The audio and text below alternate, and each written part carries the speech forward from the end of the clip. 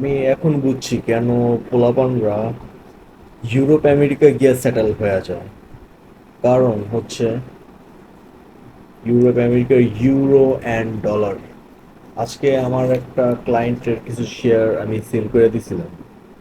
প্রায় 2.5 লাখ শেয়ারস হবে কোন একটা কোম্পানির। তো সে আমাকে বাংলাদেশি টাকা না দিয়ে যে ইউরোগুলো দিছে,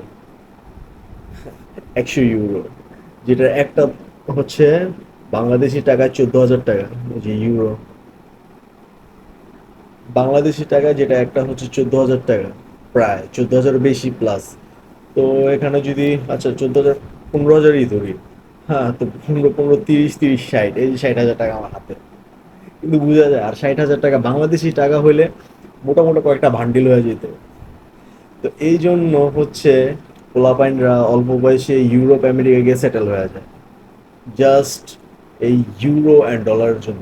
যেদিন আমাদের দেশের কারেন্সির মান এরকম হবে, দেন আমরাও প্রাউড কইরা অন্য অন্য দেশে গিয়ে সুন্দরভাবে ট্রাভেল করতে পারবো। ঠিক আছে, জোস।